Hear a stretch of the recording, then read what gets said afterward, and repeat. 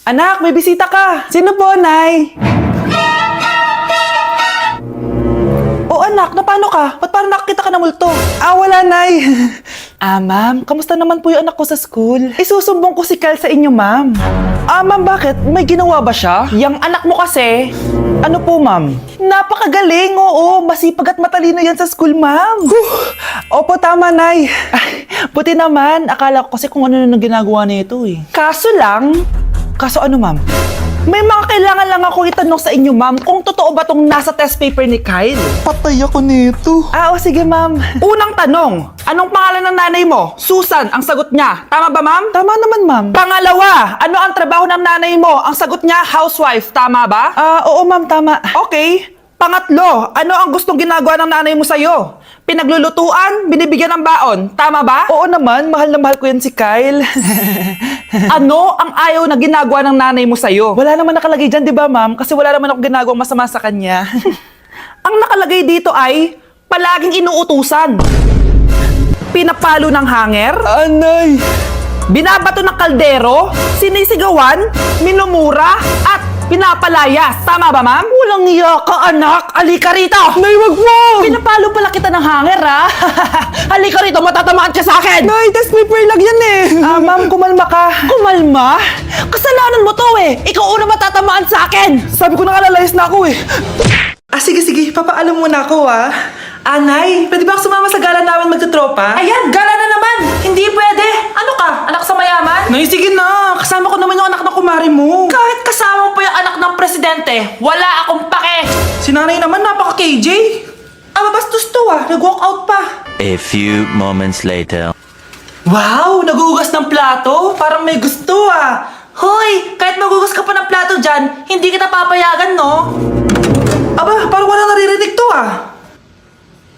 Nag-aaral ng maayos? Hindi pa rin kita papayagan, no?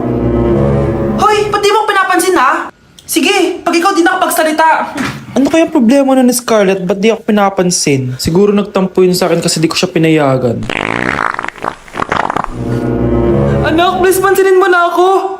Pwede ka nang gumala. Sige, pinapayagan na kita. Sino yun? Wait lang, anak. Sino yan? Anak? Nay, sorry di ko na kinaya. Sumama na ako sa gala namin. Pinaprank mo ako, no? Sino yun? Anong pinagsasabi mo, Nay? Buong araw akong wala dito. Nandito ka lang kanina, anak Nay, galing nga ako sa gala namin. Teka lang, anak. Anak? Yes, Nay? Alam mo, itulog mo yan, Nay. Di ba, anak? May takot. Nay! Nay, maniligaw ko nga pala. Hi, tita. Ako nga pala si Enzo, ang soon-to-be jowa ni Scarlett. Enzo? Anak, di ba yan yung anak ng mayor? Opo, Nay. Galing mo talaga pumili, anak.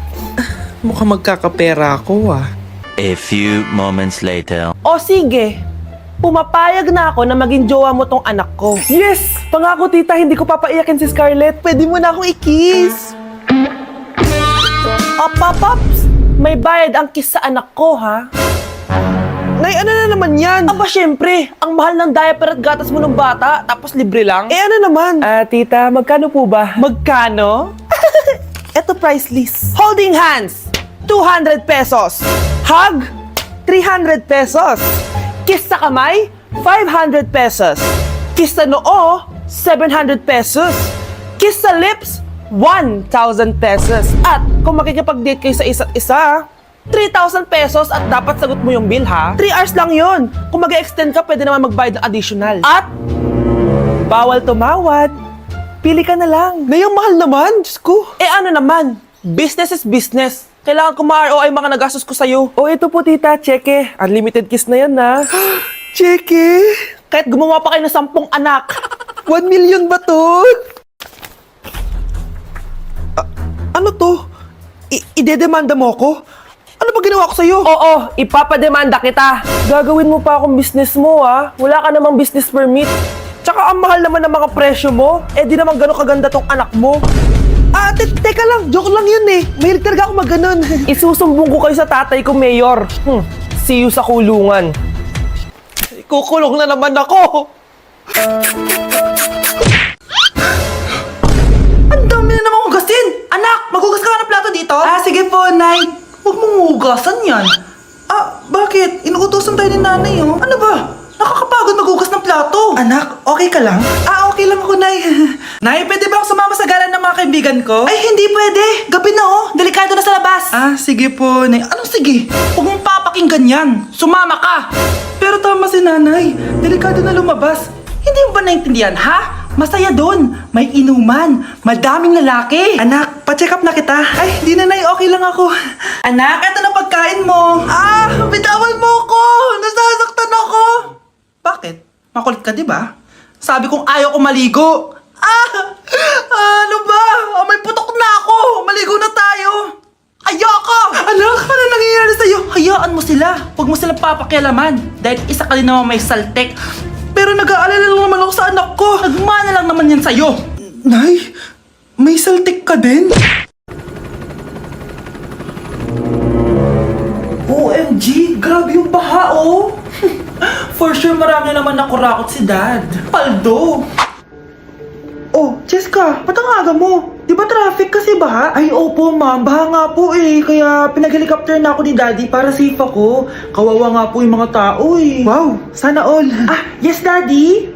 Opo, nandito na po ako sa school. Yung baon ko 1 million ha, send mo na. Ha? 1 million yung baon niya? No! Binasa mo yung Chanel bag ko! Sorry, Cheska. Alam mo ba kung magkano to, ha? 600,000 to! Mas mahal pa to sa bahay nyo! Napakamahal naman yan. Whatever. Papabili na lang ulit ako. Salamat ka, mabait ako. Nahiya naman tong 300 peso na bag ko. Be, tara sa kantin. Nag-crave ako ng siomay tsaka ng kwek-kwek. Tara. Pwede bang sa Wolfgang na lang tayo mag-lunch? Hindi kasi ako sanay sa mumurahing pagkain. Be, anong kala mo sa akin? Anak ng CEO? Ano ba yan? Hindi ba kayo binibigyan ng allowance ng daddy nyo? Ako na nga lang. Hindi ka naman ganyan dati. Okay, class. Si Cheska na ang bago nating treasurer. Ma'am, wag si Cheska. Kukurakutin niya lang yung class funds natin. Parang tatay niya. Flood control, ayaw. Gastos, gusto. Kaya mayaman si Cheska kasi korap ang pamilya niya. Ang laki ng tax na binabayaran ko. Sa Disney Princess pala natin napupunta lahat. Habang kami, binabaha na dito. Ikaw pa helicopter lang. Wow, napaka-lavish mo naman. Tsaka, pera muna ako nito Chanel bag mo ha. May ambag din ako dito, no? Hindi kami titigil hanggat walang nakukulong. Deserve niyong magdusa.